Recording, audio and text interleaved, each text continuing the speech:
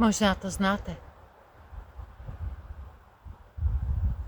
Začali jste se zajímat o spirituální věci, začali jste narážet na všechny ty memečka, které narážely na ty koncepty a na to, jak je nastavená ta společnost a jestli to náhodou není trochu jinak.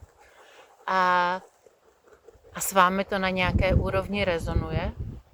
A začnete po těch linkách postupně jít, takže začnete pracovat s anděli, začnete hledat meditační skupiny, začnete hledat ty berličky, které by vám jako pomohly dostat se ven z toho začarovaného kruhu.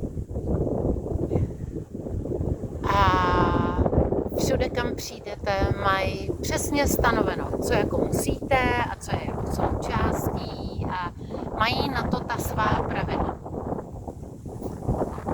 A popravdě řečeno, já jsem k té spiritualitě jako od dětství měla blízko, ale hrozně dlouho jsem se tomu vyhýbala.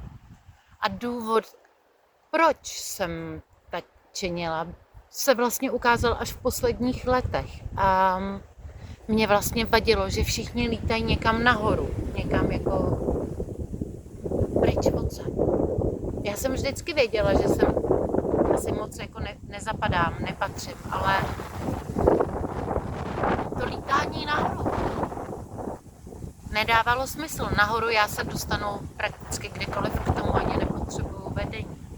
Ukázalo se, že co je důležité, je jít dolů, naučit se propouštět ty kořeny a propojovat se s tou planetou a zvědomovat si, že ne, že vám patří nějaký pozemek a že vlastníte já nevím kde si, co si, ale naopak, že vy jste součástí toho celku. Jste jedna energetická baterie a každý strom, každý keř, každý pes, každá kočka, prostě každý jeden z nás. A všechno je to propojeno. Na té energetické lince udáváme nějakou frekvenční linku a tím jsme zodpovědní za to, co se na té planetě děje.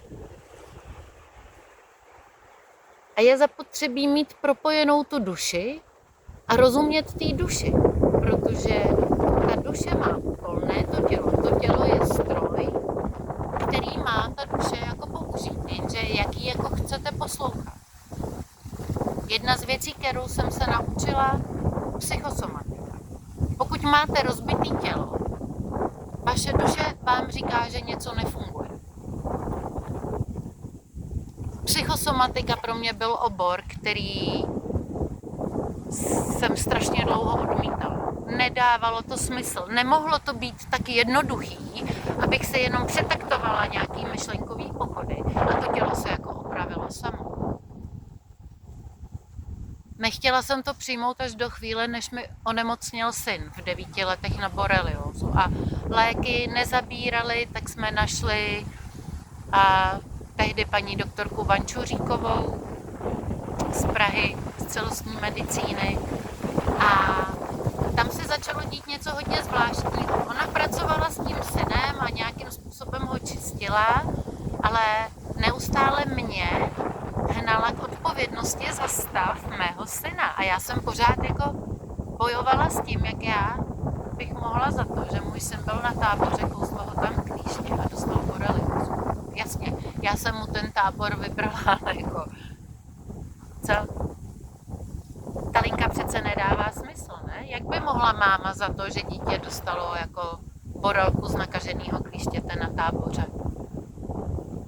Asi po pár měsících, když jsem přestala bojovat s tím konceptem a začala jsem si pokládat tu otázku trošku jinak, ukázalo se, že nešlo o to, jak tu boreliózu získal, šlo o to, že já jsem byla příliš zaměřená na to dělat mu to jednodušší, opečovávat si ho, byl to jedináček, tak jsem si ho tak jako ňuňala, opečovávala, dělala mu to jednoduchý, čímž jsem vlastně znemožňovala jeho přirozené energie, aby se mohl opravit sám. On by to zvládnul beze mě, ale jako matka jsem mu vstupovala do toho jeho energetického pole a tak on neměl tu možnost se opravit sám.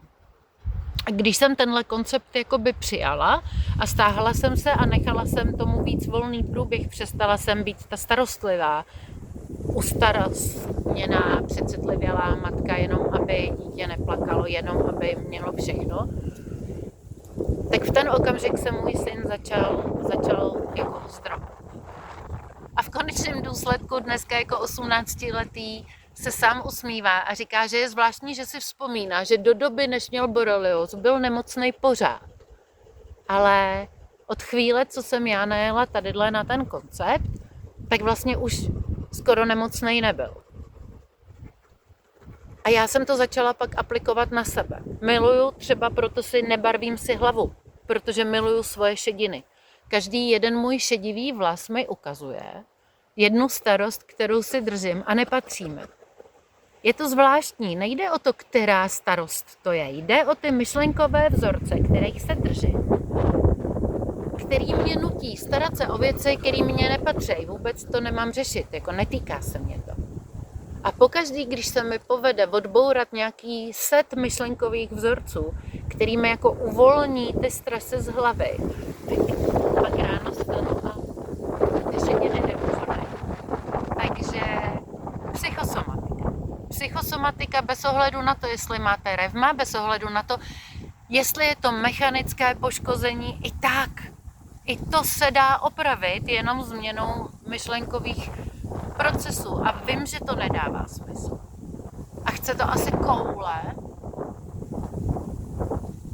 na to tu odpovědnost přijmout až do té míry, že si za to fakt můžete sami. Každá jedna nemoc, kterou trpíte, je informace. Je to jenom vzkaz od duše.